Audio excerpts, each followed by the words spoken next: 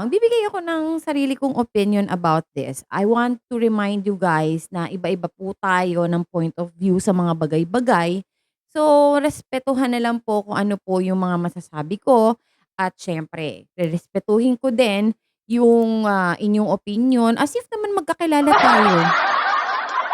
Okay, so eto na.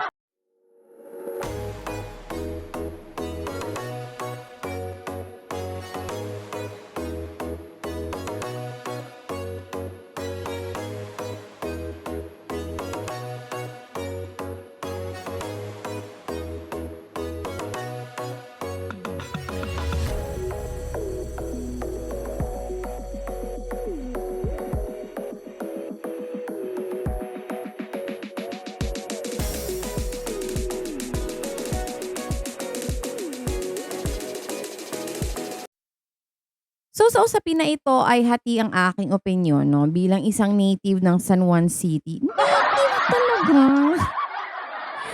No, siyempre nasaksihan ko lahat kung paano nangyayari ang tradisyon na ito na as in mega basaan. Actually dati mas no holds barred pa nga dati dahil parang feeling ko mas maraming tubig dati kaysa ngayon, 'di ba? Parang ngayon medyo nagtitipid para sa ekonomiya. So more than half of my life, talagang do'n ko na in-spend 'no, sa sanungan. Do'n ako lumaki, do'n ako nag-aral, nagdalaga, and saksi ako sa mga pangyayaring ganyan tuwing fiesta. Alam mo minsan iniisip ko nga, paano kaya 'pag may napikon, umabot na ba sa karahasan yung mga napipikon dahil nababasa na nagugulat sila or may mga importante silang lakad tapos biglang nagmukha silang basang sisiw. 'Di ba siyempre maraming napipikon lalo na yung mga hindi taga Sanuan. Hindi nila masasakyan yon, 'di ba? Mahirap i-alok yun kasi hindi nga sila taga dun. What if wala silang choice, mapapadaan talaga sila ng San Juan City. Kunwari sabihin na natin from Cubao sila nakatira, tapos yung work nila, dito sa Bacood. Wala silang choice, 'di ba, kundi daanan talaga ang ano, San Juan. Lalo na yung mga hindi aware na may mga ganito silang dadaanan kapag fiesta ng San Juan. I mean, most likely yung mga bago pa lang nagiging empleyado sa malayong lugar, 'di ba, na madadaanan nila yung San Juan. Pero yung mga iba sigurado I assume na nakakapag-prepare sila sa mga ganitong kaganapan, the fact na dadaanan nila yung San Juan. Most likely nagbabaon ng mga damit 'yan or tsinelas 'yan, 'di ba? Kasi yung mga teachers namin sa school, actually my school is located in San Juan mismo. So, pagka gano'n talaga na may basaan at fiesta, papasok talaga lahat dun na hindi naka-uniform muna, as in nakatsinelas and all. Kasi talagang in preparation at saka talagang tanggap na ng mga taga San Juan na gano'n yung nangyayari kapag fiesta. Actually, hindi pa ako pinapanganak, siguradong gano'n na yung tradisyon kasi namulat ako, nagkaroon ako ng isip na ganoon. So, nung time na isang beses nasaksihan ko, medyo traumatic 'to sa'kin kasi parang feeling ko, ano 'to, bakit parang fiesta pero hindi masaya? So, nung time na yun, I was in prep, yung father ko, siya yung talagang sinecure niya ako going to school. Talagang nilock niya yung doors kasi kapagka natiyempuhan nila nakabukas yung pintuan ng kotse mo, wala silang sasantuhin talaga. Kahit mabasa interiors ng kotse mo, wala silang pake. Talagang babasain ka nila, gano'n. Make sure na kung dadaan ka do'n, lock mo lahat ng doors mo. Minsan nga harangin ka pa, magbabasain ka pang gano'n, 'di ba?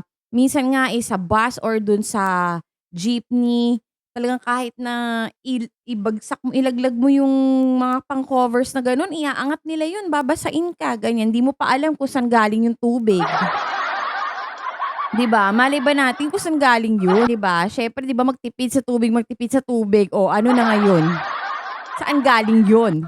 Dun ka magduda. Dun sa pinakita kong video, makikita niyo na ang daming nagpa-participate dun sa fiesta na yun. 'Di ba, ang daming tao sa kalsada na talagang nakiki-cooperate.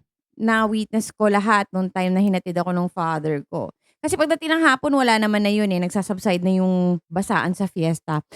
So anyway, dun sa mga consecutive years na nagfe-fiesta, automatically talaga absent ako. Talagang hindi na nire-risk ng mom ko na pumasok pa ako ng fiesta. Kasi nga gano'n yung mangyayari and dun sa school namin, eh, kino-consider naman siya 'no, alam naman nila yung dusa, dusa talaga na pagdadaanan mo kapag fiesta, 'di ba, para makadaan ka lang dun.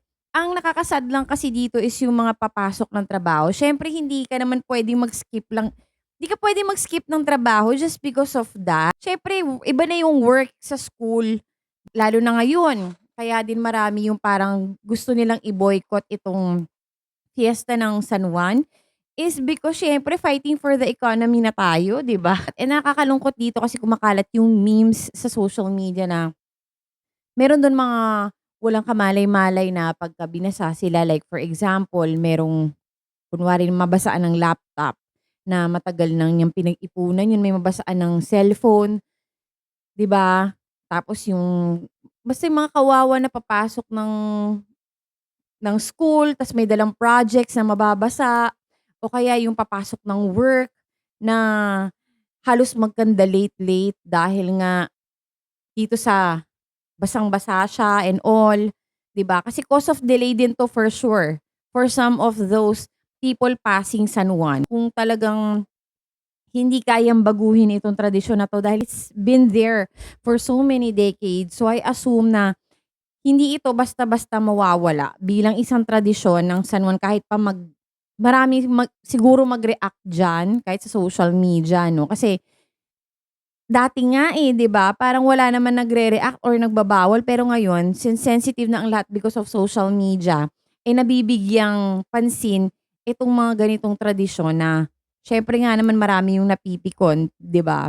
Pero siguro kung ikaw ay gamay mo na yung mga ganito 'no, like for example, na alam mo na nangyayari 'to, nagpe-prepare ka na para dun sa pangyayari na yun. So yung iba hindi na nagugulat pero kasi 'di ba yung iba hindi nila alam na ganun yung nangyayari sa San Juan kaya sa social media na-highlight tuloy na ganito yung nangyayari, na i-boycott yung ganitong tradisyon, kailangan ng baguhin dahil hindi na 'to makatao, et cetera, et cetera.